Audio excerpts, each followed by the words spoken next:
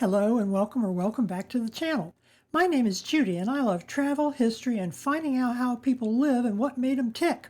Today is our first day trip out of Madrid with two site visits, the Royal Monastery of San Lorenzo at El Escorial and the Monument and Cemetery of the Valley of the Fallen. This might strike you as a somewhat gloomy visit, and it can be, but mostly it's informative.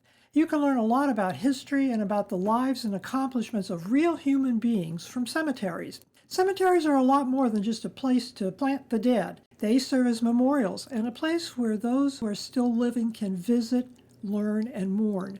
They have cultural, historical, and if the graves are marked, genealogical value. They create a sense of community, connecting people across generations. Since many are affiliated with religious institutions, they can be sacred places for rituals, prayers, and ceremonies. They are rarely disturbed, even during turbulent times. Finally, through the design, sculptures, and other forms of art, we can learn a bit about the styles in vogue when the burials took place. Let's take a look at these two iconic burial grounds with me, the armchair traveler, as your guide.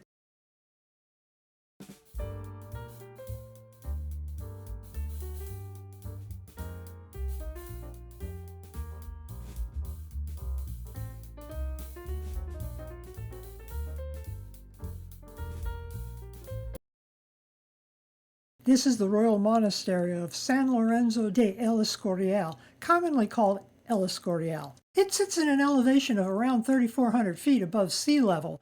That means it's going to be significantly cooler here than in downtown Madrid, where my tour commenced, as some of my incorrectly, or at least inadequately, dressed fellow travelers found out the hard way. This relatively isolated and austere location, it was in the middle of nowhere when construction began, was far from the hustle and bustle of the previous capital, Toledo, and a 2-day walk from Madrid.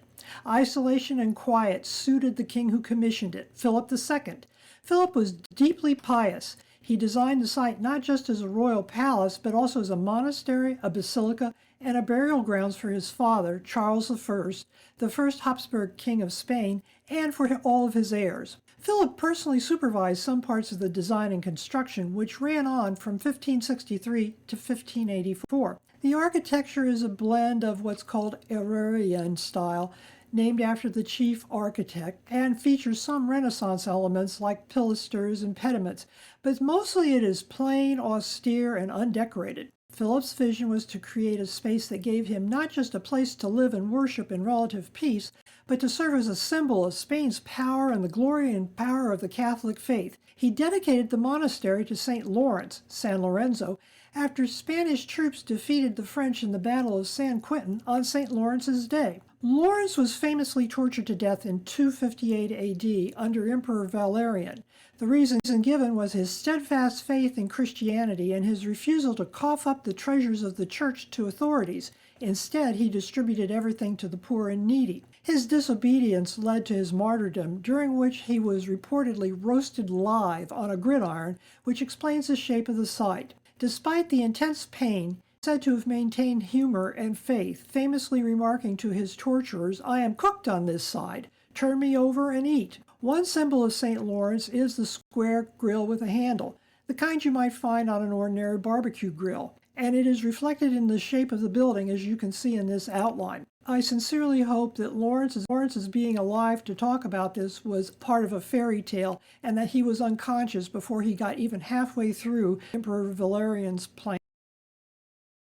Everything we'll see at this site is connected to history and historical figures in an attempt to bolster the legitimacy and power not just of the Catholic Church, but also as the reigning Habsburg kings, of which Philip's father, Charles I, was the first. What you see here is the courtyard of the kings. We're told that the general outline of the site is meant to resemble the first temple in Jerusalem. A Roman historian named Josephus gives us an account of what that temple might have looked like, although Josephus couldn't possibly have seen it since it had been destroyed a half a millennium before he was born. Statues of David and Solomon, prominently featured on either side of the entrance to the basilica, hints at following more of the Solomon's temple imagery. Keep in mind that Charles I, Philip's father, was the first of the Habsburg kings of Spain.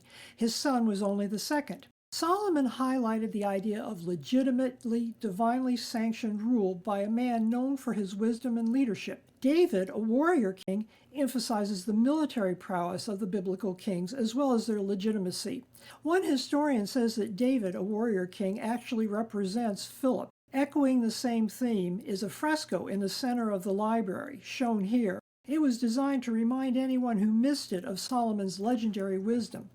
Philip clearly identified with Solomon and his thoughtful, logical character and wanted to be remembered in the same way. The exterior features throughout this site might mislead you into thinking that the inside was equally plain, but in fact, the interiors are lavishly decorated. Like many basilicas of the time, the building includes a rather nice dome. The eye-catcher, however, is the opulent high altar, which includes both stone carvings and paintings. In addition to all the usual Christian iconography on the three-level altarpiece, to the side is a representation of 5 praying figures, which I found fascinating. I had to do some research to figure it out because I no longer can translate Latin on my own. The largest figure is said to be Philip II himself. The women are 3 of his 4 wives, Anna, Elizabeth, and Maria. Mary Tudor of England is not included. The final figure is Philip's oldest son, Carlos, Prince of Asturias. That's the Spanish equivalent of Crown Prince. Don Carlos is a rather sad figure in history. He suffered from severe health issues from a very young age, including a limp and other physical deformities. His mental health was also a concern, and he was known for his erratic behavior. Don Carlos's health and mental health issues are often attributed to inbreeding. He was a member of the House of Habsburg and the House of Aviz. His parents were double first cousins, which to genealogists means they were the equivalent of half-brother and half-sister. This extensive history of inbreeding within his family likely contributed to all his abnormalities and behavioral issues. In 1568, he was imprisoned by his father and died under mysterious circumstances the same year. Perhaps Philip here is shown praying for forgiveness. Further on is Cellini's marble crucifix. The story here is that the features were modeled after the Shroud of Turin. I put up a picture of each so you can decide for yourself. My tour group did not visit the king's rather austere chambers, but we know that they overlooked the altar so that he could go to church when he was physically too ill to attend in person. Philip was very devout, and going to Mass was an important part of his daily routine. Although the word pantheon originally referred to a temple dedicated to all gods, the pantheon at El Escorial is quite different. It's not dedicated to gods, but to the Spanish monarchy. Considering how pious Philip II, who built it, was, I am a little surprised that he even used this particular term to refer to the place. Pantheon doesn't appear anywhere in the Bible, although it does mention individual gods, all lowercase g, usually with adjectives like false gods or idols attached. I suppose his desire for familial legitimacy outweighed his religious piety. The term pantheon in this context refers to a place where people, in this case the Spanish kings and queens, are honored and buried. The idea was to create a grand and eternal resting place for the royal family, symbolizing the power and continuity of the monarchy. The pantheon has several sections, including El Pudredero, the rotting room, the pantheon of the kings, and the pantheon of the princes. A royal corpse's first landing place would be El Pudriero, the rotting room, in some ways the oddest but most important. This is quite a secretive place, and there are no photos of it that I could find, but there is some information. Spanish tradition says that those who will be interred in either of the 2 pantheons must wait here for 25 years. The idea is that the flesh must be completely decomposed so that only bones are interred. Landing here means your remains will eventually make it into one of the 2 main rooms, provided there's room. For now, King Juan Carlos I's parents, the Infante Juan of Spain, Count of Barcelona, and his wife, Princess Maria, are following that 25-year trajectory. They will eventually be transferred to the pantheon of the princes, since Infante Juan was never king. The Pantheon of the Kings, which you see here, is a gold-plated upright burial ground with 4 centuries Spanish monarchy. It includes the Habsburg kings, Charles I, his famous son Philip II, Philip III, Philip IV, and Charles II, who was the last of what had become an enfeebled line and whose death, childless, triggered the War of the Spanish Succession, which led to the establishment of the Bourbon dynasty, which continues to this day. The Bourbon kings of Spain, including Charles III, Charles IV, Ferdinand VII, Isabella II, who was a queen regnant, Alfonso XII, and Alfonso XIII are all also interred here. The real problem here is that the niches are full up. King Juan Carlos I and Queen Sofia, the parents of the current king, are still living and have not been officially confirmed, though tradition would suggest that El Escorial will be their likely final resting place. As former monarchs, Juan Carlos abdicated, but he was a king, and Sofia is the mother of the current king. They technically make the cut for the pantheon. When you add in 25 years from when they finally die, the problem is pushed pretty far into the future. There's a second pantheon called the Pantheon of the Princes, or the also-rans. This area holds the remains of queen consorts who didn't produce kings, children who died young, brothers and sisters sometimes of the royalty. This part of the facility was added later specifically to house the remains of royal family members who didn't make the cut for burial in the Pantheon of the Kings. It's somewhat simpler in design than the main royal pantheon, but still quite ornate, with polished marble and symbolic decorations emphasizing the sanctity of the royal burials. Near the Pantheon is an enormous room called the Hall of Battles. The large Hall of Battles is complete with frescoes celebrating some of Spain's great military victories. I was a little surprised that the Battle of Lepanto wasn't on the wall. It was one of Spain's greatest naval victories. The little brochure told me that the frescoes featured mostly land battles, and of course the disastrous Armada expedition of 1558 was excluded as well.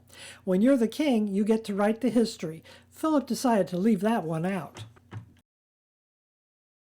The Valley of the Fallen is a monumental site constructed on orders by Spanish dictator Francisco Franco. Construction ended in 1958, although work on the site is ongoing. The site includes a Catholic basilica, a monumental memorial, and a Benedictine abbey. The purpose of the monument, according to Franco, was a national act of atonement and reconciliation. The monument remains a point of enormous contention due to its association with Franco's regime and the fact that he used forced labor of political prisoners to complete the construction. There wasn't a lot of reconciliation there.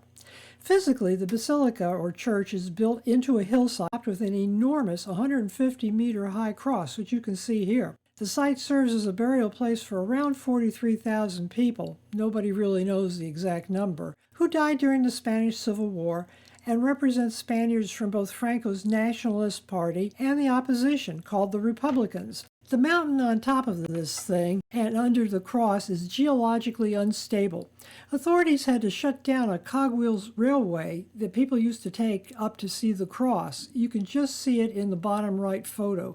Years ago, because rocks kept falling onto the tourists' heads, it turns out that despite Franco and the Nationalists' 36-year-long program to eliminate Republican sentiment, the plan has failed. Franco himself, when he died in 1975, was interred here under an enormous marble slab, complete with his name. None of the 43,000 other dead here got that honor. The guide told me that the families on the losing side of the Civil War were horrified and outraged that someone they all thought was a monster was interred here close to their loved ones. In 2019, Franco's body were exhumed and reinterred in a cemetery in the outskirts of Madrid. As you might guess, public reaction to Franco's exhumation and reburial has been quite polarized. Many people in Spain, especially those who suffered under his regime, celebrated the move as an actual step toward reconciling with the past and addressing historical injustices. They were outraged when he was buried there, and they remain outraged to this day. Supporters of Franco and his legacy view the exhumation as an affront. The Republicans, POWs, and political prisoners who were forced to build this place are going to have the last laugh, I think. You can force a slave to do work. You can even force a slave to do something repellent. What you cannot do is force a slave to do a good job. There are large, somewhat stylized buckets all over the interior of this edifice, with water dripping into them. The entire ceiling is leaking. Franco has claimed that the mountain weeps for his loss, but the Republicans say it weeps for their losses. Who knows? Perhaps they're both correct. Photographs are not permitted inside this area, but two brave souls apparently took some photos, which I found on Wikimedia Commons. I can report that there are armed guards there to enforce that order. Franco was interred under an enormous marble slab, complete with his name. One other man is named, Primo de Rivera, who is the father of Spanish fascism. None of the other 43,000 or so dead buried here got that. Outside of the basilica, you'll find a lovely paved area with arches, benches, a pietà, and an upward view of the cross. The pietà you see here is a sculpture of the Virgin Mary cradling the dead body of Jesus after his crucifixion. It's meant as a piece of religious art, not political, and it is profoundly sad. This memorial work is intended, a burial ground for the dead from both sides of the Spanish Civil War, and essentially non-political. Mostly it worked, until it didn't. The first problem came with José Antonio Primo de Rivera. De Rivera was executed in 1936 in Spain. He was executed for his part in the military rebellion, which finally overthrew the Second Spanish Republic and marked the beginning of the Spanish Civil War. He was initially buried in Alicante, where he died, but was exhumed and reinterred here in the Basilica in 1959. Primo was, of course, the founder of the Nationalist Party. His arrival did not sit well with the families of Republicans who were buried in this memorial. Worse was to come. Francisco Franco, who was the head of the Nationalists and the dictator, finally died in 1975, and he was buried here as well. That made him the only person in the basilica who did not die during the Civil War.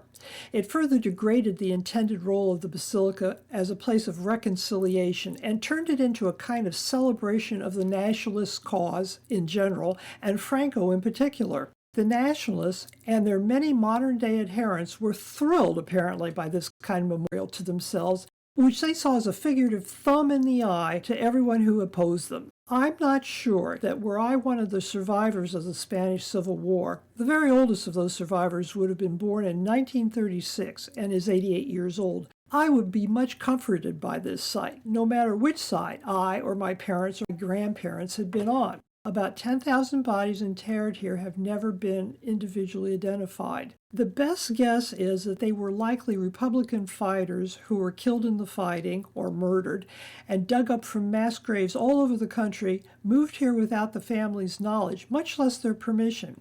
There are some efforts to identify and return the remains to their families using DNA samples. Even if the effort is continued, and it costs money, which argues against it, this is going to take a very long time.